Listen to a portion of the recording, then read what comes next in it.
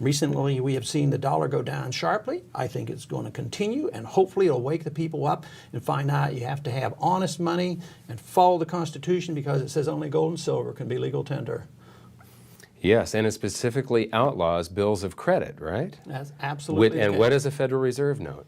It is nothing more than paper money on a bill of credit, and yet if you have a silver dollar, if you have a silver dollar like this, you can't pay your income tax with this. Matter of fact, this says $1 on it. Mm-hmm. And it's legal tender for $1. It doesn't make any sense. But if you have a Federal Reserve note, even a Federal Reserve note, you can't take and pay your income tax on. They want it electronically. You know, this whole notion that you have legal tender. If you have a privately minted silver ounce, and you tried to transact a business transaction with that, you can go to jail. I mean, you're breaking the law.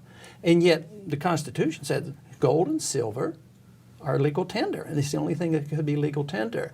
So, you know, we have a lot of problems in this country: economic, monetary, foreign policy, and yet we fail. Once again, back to education, we fail to look at the guide. Not only is it a guide for us and advice for us, it's the law of the land.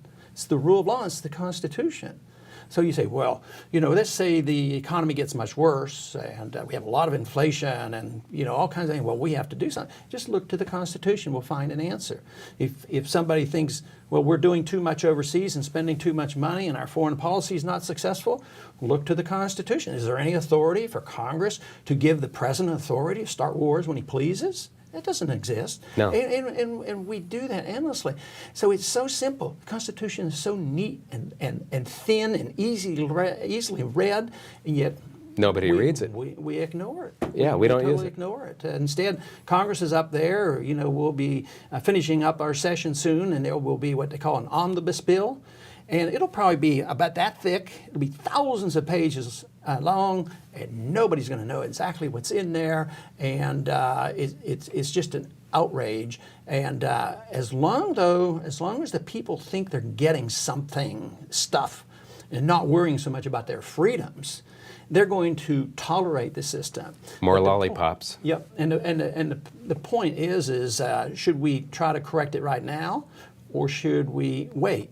Well, we should try to correct it right now, but quite frankly, I think that the people are only going to be awakened and the politicians are only going to pay more attention once there is a serious crisis. What do you think the founders of this country would say